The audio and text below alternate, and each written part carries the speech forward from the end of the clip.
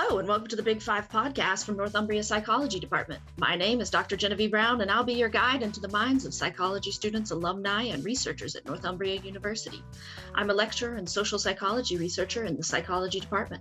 Each week on this podcast, I'll speak to a guest who is either a student, alumni, or researcher in the Northumbria Psychology Department.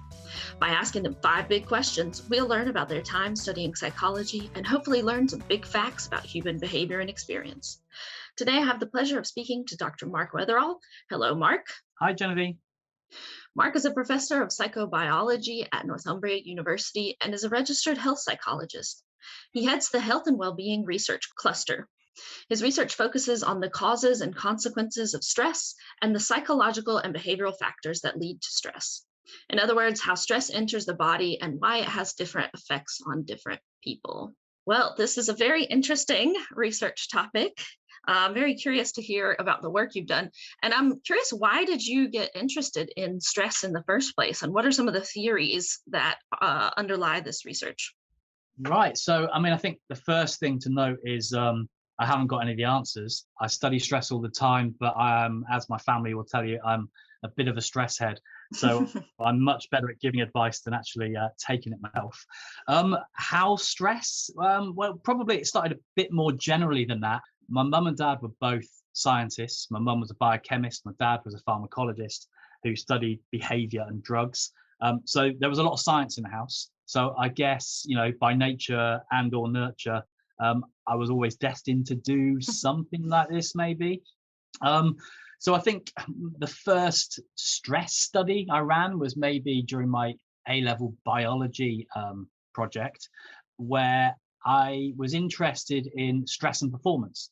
So I got a friend who was a professional golfer and got him to compete against a teacher who was an amateur golfer in a simple golfing competition whilst they were being socially evaluated. I measured their kind of self-reported stress. I measured their heart rate in a very crude way.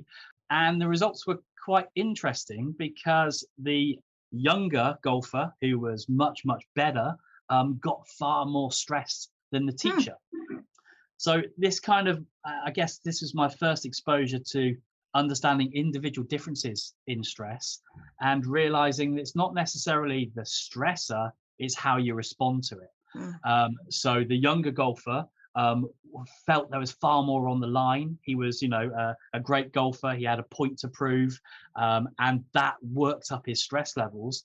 Whereas the teacher, obviously, he had a position of authority as well, was much better equipped to kind of deal with this and less bothered by it.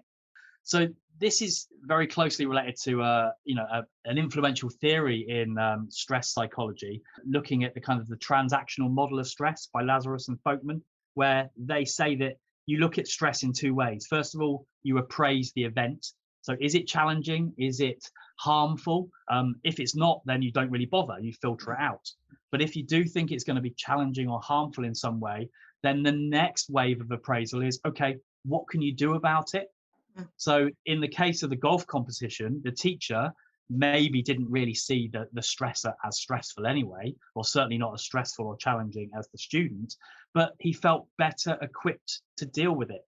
So this second wave of appraisal, he thought he had better coping resources, and that reduces stress. So I guess that was my first stress study, and I was kind of interested in, why do different people get stressed about different things?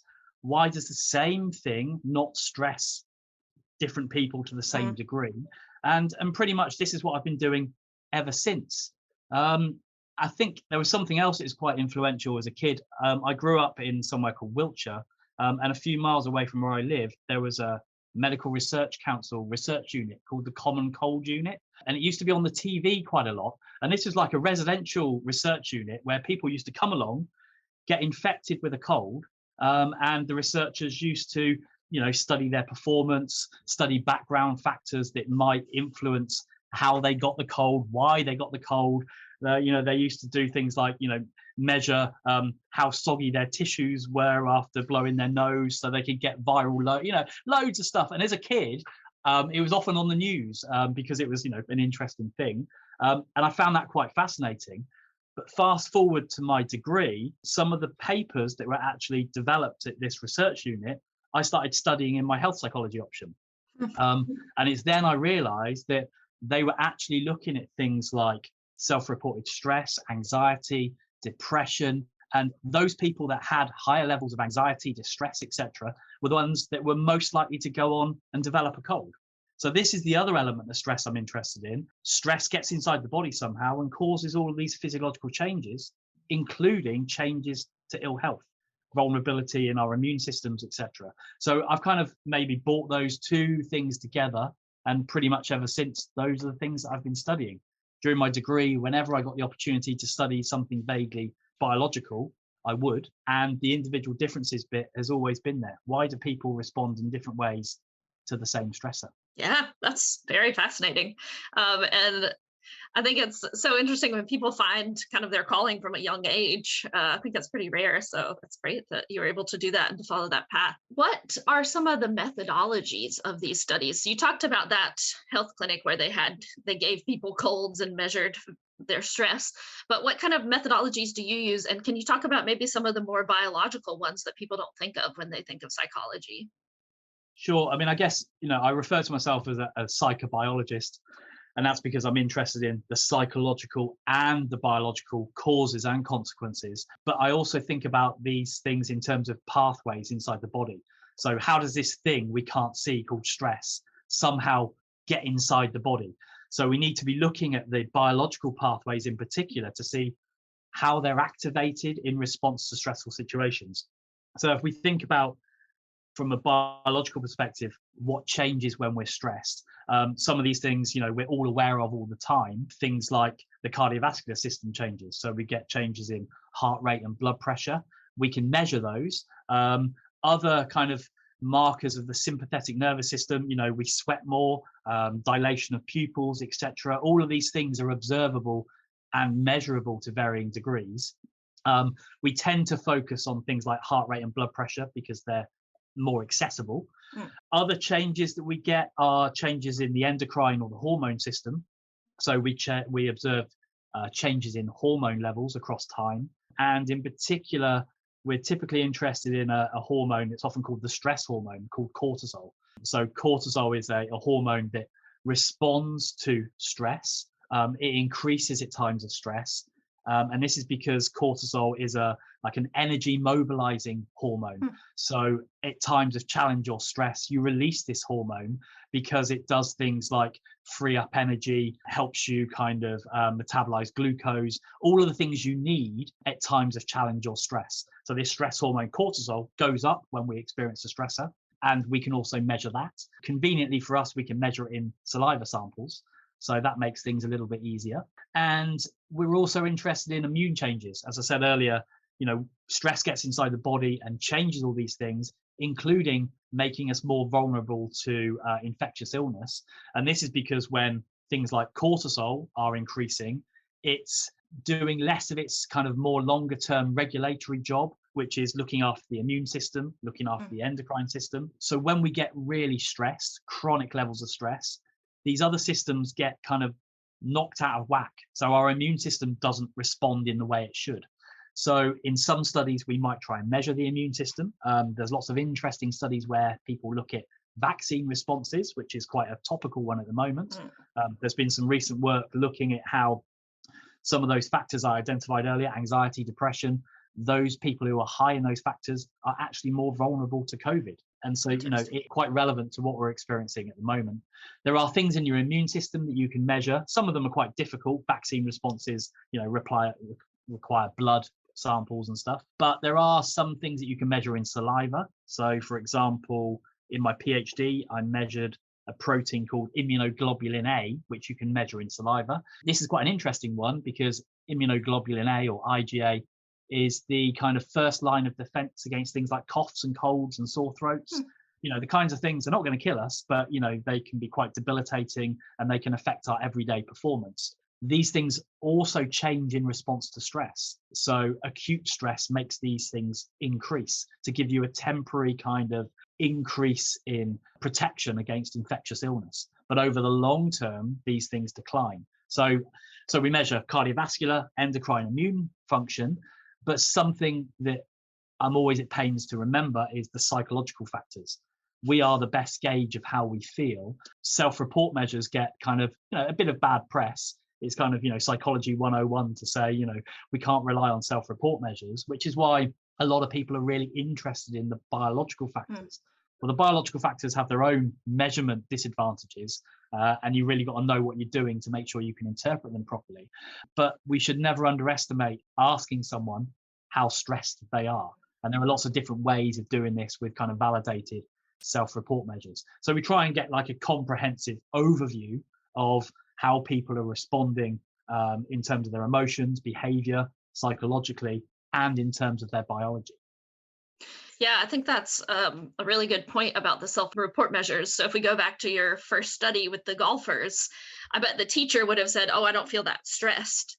And that might have been just as good a measure of stress as maybe cortisol levels or something like that. Absolutely, yeah. Yeah, I think that's super interesting. I also think, with the biological measures, there are individual differences in those as well. So you have to kind of like take those things into account.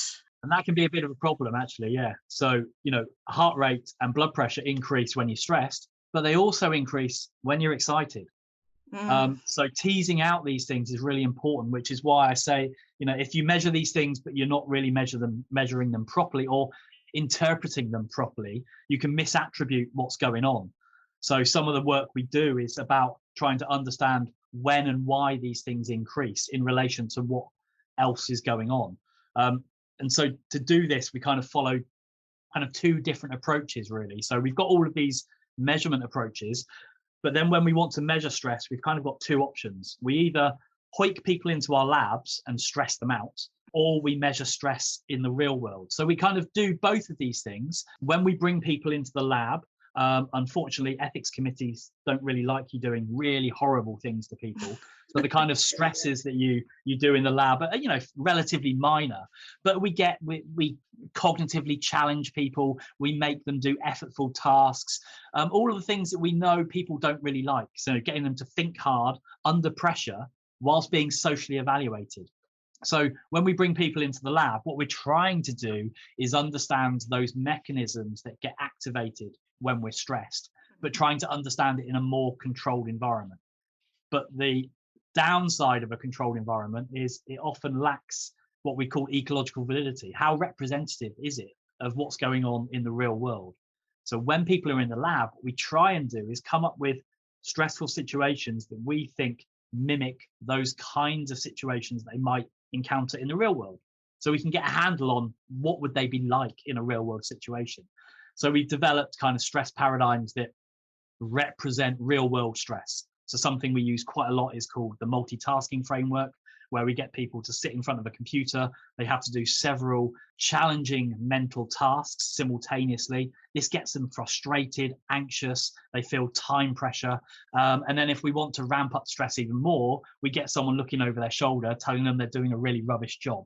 Maybe put a video camera on them just so they feel overly evaluated. So those are the kinds of things that we do in the lab.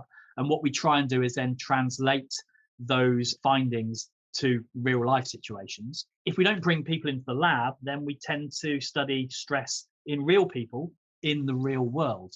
And this involves lots of different groups. What all of these groups would have in common is they are all experiencing either discrete periods of higher and lower stress, or they're experiencing chronic levels of stress. So to these ends, we've looked at students during exam times and vacation times, so higher and lower stress. We might look at emergency workers, for example, on shift or not on shift, athletes in training for competitive, in training for competitions, etc. So those are kind of discrete periods of higher and lower stress. Or we might look at people who are, by nature of their life or their job, are experiencing chronic levels of stress, such as those that provide care for another, caregivers, care workers often experience high levels of stress. People experiencing different disease states that might increase their levels of stress. Other kind of blue light workers, paramedics, firefighters, police officers. So we try and use the techniques that we develop in the lab to try and understand their stress through observation techniques, but also sampling whatever we can. so measuring their heart rate and blood pressure in an obtrusive way, or getting them to supply saliva samples so we can measure these stress hormones. Sometimes we'll bring these techniques together, so we get a highly stressed group and bring them into the lab to see how they respond if they have to cope with even more stress. So we kind of try and bring all of these different techniques together. Yeah, that's fascinating. I'm wondering, since you use all these different techniques, what is one of the most interesting or surprising things that you've learned from this research about stress? So I guess surprising, maybe it is a happenstance finding, and it's something that's now been developed. So when we bring people into the lab, we hook them up to a heart rate or blood pressure monitor in order to establish a baseline before we start stressing them out. And we started to realize that people start getting stressed before you actually give them the stressor. So for example, if they're about to perform a whole set of cognitive tasks, we start giving them the instructions, etc. Their heart rate and blood pressure start increasing whilst we're telling them what's going to happen. Now, in a lot of acute stress studies, this is actually a bit of a nuisance variable, because what you want is a nice, clear baseline period so you can then observe stress reactivity and stress recovery. But this kind of got me thinking that, well, this is a bit more like real life. We think about things that are forthcoming. Sometimes things happen without us expecting them. And so these kind of observations in the lab have now developed into a whole research program about anticipation and recovery. So this is what we've been looking at for the last couple of years. And it relates to a question that I was pondering during my PhD and after. So you may have heard the analogy of stress where you're walking in the woods. It's a lovely day, you're walking in the woods, and all of a sudden a bear jumps out. And you mount this fight-flight response in order to get away from that bear. This is an adaptive response to help us survive. You can fight the bear, probably not. You'll probably run away from the bear, but you mount all this resource to enable you to do that. But for a long time, I was thinking, well, what happens if the bear jumps out, looks at you, and the bear runs away? What happens when you mount all this response and then it's not needed anymore? So I started thinking about this in relation to our observations about anticipation. So what would happen if we got someone to anticipate an event and then we stripped it away and it didn't happen anymore? So we've been playing around with lots of different things where we try and manipulate a situation where people are expecting something stressful, demanding, challenging to happen. And we observe what happens in the build up to that. And then what happens if that event doesn't happen? Now, this is quite difficult to do, but with some colleagues, Michael Smith and Ollie Craw, we actually looked at this in skydivers. So this is a kind of a unique situation where I think the stat is something like 60% of skydives are cancelled because of bad weather. So I thought, this is about as close as I can get to a bear running away from you. Can we set up a study where we are observing people who are expecting to skydive, and then the skydive doesn't happen? What happens to all this resource that we build up? So Ollie did her whole PhD on this in skydivers and what happens when they don't jump. It was a really difficult set of studies to run because lots of unexpected things happen. But yeah, you build up this resource in relation to this forthcoming, potentially life-threatening event, jumping out of an aeroplane. And then if at the last minute it doesn't happen, your stress responses remain elevated for quite a long time. And in fact, what we observed is in those people that didn't jump, their stress levels remained elevated for longer than those people that did jump.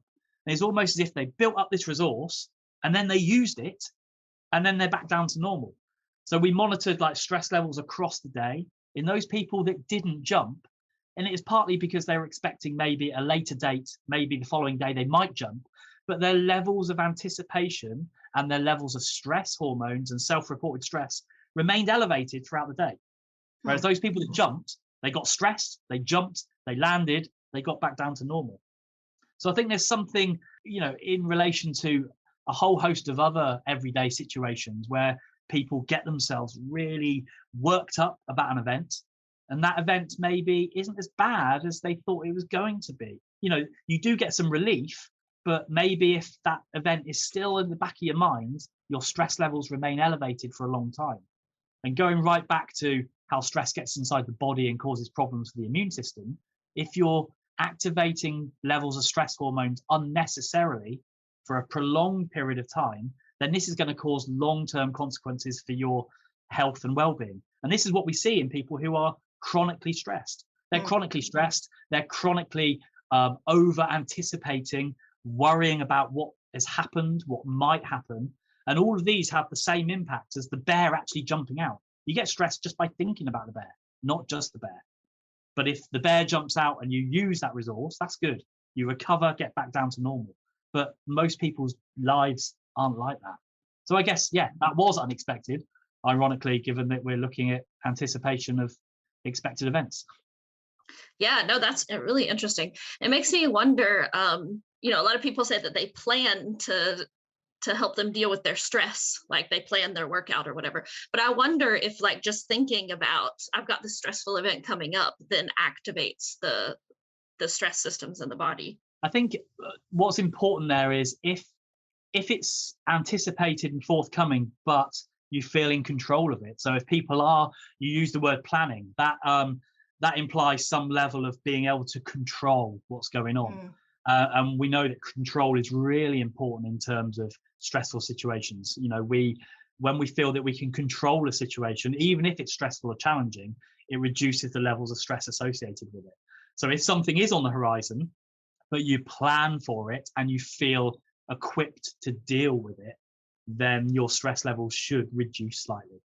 Yeah, I wonder, how do you kind of apply all these findings? What is the impact of this research? Are there any kind of practical applications that you've found through this line of research about stress and how it affects us over time? I mean, I think just having an understanding of what goes on when people are stressed is really important. A lot of people say, well, of course we know that. We all get stressed, but actually understanding how and when it happens is really important. I think the anticipation and recovery work is still really new. We've only been doing this for a couple of years, but it does have links to, for example, some of the other groups we work with, like emergency services. These folks have to be psychologically and physically prepared for the events that are going to happen, but we also need them to be able to recover sufficiently. So maybe some of the work that we're doing there, we can start applying elsewhere. We do also do some stress reduction work, and this obviously has an impact in reducing stress. But I won't talk too much about that because that's work I do with Michael Smith, and I think you'll have a long chat with him at some point in the future. We're a long way off from finding this magical, anti-stress bullet. But this is kind of what we're trying to work out: who gets stressed and why. I guess in terms of other impact, though, something I'm really interested in doing is helping people to understand stress. So what I try to do is, in all of these research studies, and some of them are a bit wacky, people jumping out of aeroplanes and stuff, people like to hear about that. So what I try and do is integrate research findings into other work that I do, maybe consultancy work or public engagement work. So I often run stress identification workshops, for example. Now, these aren't stress awareness workshops. These are helping people to understand from a biological perspective what happens when they get stressed. So people know about the fight flight situation. They've heard about adrenaline and noradrenaline and cortisol, but they don't necessarily understand what it's doing and why it's doing it. So I've developed a whole range of workshops where I try and just use some of these research examples, which, they're quite novel and interesting and a bit wacky, to help people understand that, when the bear jumps out, this is what happens. And actually, stress responding, especially in the short term, is not bad. It's there to save your life. It's there to keep you safe. It's there to help you deal with the challenges that are about to happen. What's important is understanding when and why these stress responses activate, and then trying to allow some time to recover. So I integrate a lot of these research findings into these workshops and try and get people to share their bears. What are the things that stress them out? And we try and dissect that in terms of, okay, what is it about these things that are causing stress? We mentioned control earlier. When these people in these workshops call out all of the different things that cause them stress, always the biggest category is things that they can't control. They don't know this at the time of the exercise, but we bring it all together and we say, okay, what do all of these things have in common? Now, I've run these workshops with students, lawyers, medics, carers. It doesn't matter what group of individuals or what their general life stress is like. The biggest category of stressful things for them is things that they can't control. So helping people realize that can then help them understand, well, don't sweat the stuff that you can't control, but try and think about what you can do about it. So yeah, I'm not giving them an answer, but I'm helping them to understand the stress that they experience, the stress responses that they experience, and I guess whether when they experience, their heart rate increasing, you can feel that. Think about the situation they're in and whether that actually warrants that response. If they're in an acutely challenging situation, then it's fine that they're experiencing this set of stress responses. They need to be mindful that, in the future they need to recover. But if they look around and they realize that they are experiencing a stress response just because they're thinking about something stressful, then they can maybe take a check on themselves, and this will reduce that stress responding. And again, we know that minimizing unnecessary stress responding over a long period of time is going to be beneficial to their health and well-being. Yeah, that's really interesting. Thank you for sharing that. So my last question, I always ask everybody, where do you hope to go from here? Are you opening up any new lines of research? Are you going to continue the work you've already started? Is there anything interesting or exciting that you're hoping to do now? Okay, so yeah, the application work, taking stuff that we've learned from skydivers, etc. I've just started a really exciting project with the Great North Air Ambulance Service. So we've got some funding to run this project with them. I've been doing some work with them for a couple of years. Great North Air Ambulance have medics and paramedics working alongside each other in helicopters. They're the first on scene at massive incidents, and they do amazing work in a very short space of time. They're also really keen on training, and not just training of the medical procedures, but training about all of those other skills that are necessary in emergency situations: communication, knowing when to talk, when not to talk, awareness of those people around you, etc. Great North Air Ambulance run a 2-week training course that involves lots of high fidelity scenarios, so really realistic scenarios of the kinds of things that these trainees may experience when they're qualified. We've been able to get into this training course and monitor their psychobiological stress responses during the training course. So they're wearing smartwatches, so we get to measure their heart rate continuously for 2 weeks. We measure their stress hormones when they wake up in the morning and before they go to bed. And if we link this back to the anticipation and recovery stuff I was talking about, this is our window into how do they feel when they wake up in the morning and they are thinking about what they're going to do that day, and how do they feel at the end of the day, maybe when they're lying in bed, reflecting on what's happened that day. Now, bearing in mind, they're doing this training course that involves lots of, mega incidents, simulated incidents. They are really realistic. They're highly challenging, and they're using all of their knowledge and skills.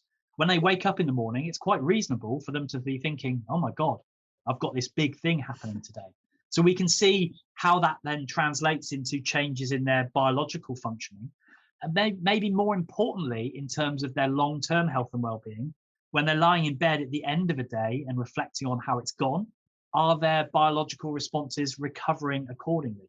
So we really want to understand these kind of responses in these guys that are out there doing really important jobs, but it's really difficult to observe them whilst they're doing these jobs. So this training scenario is as close as we can possibly get to understanding how they function in the real world doing these amazing jobs.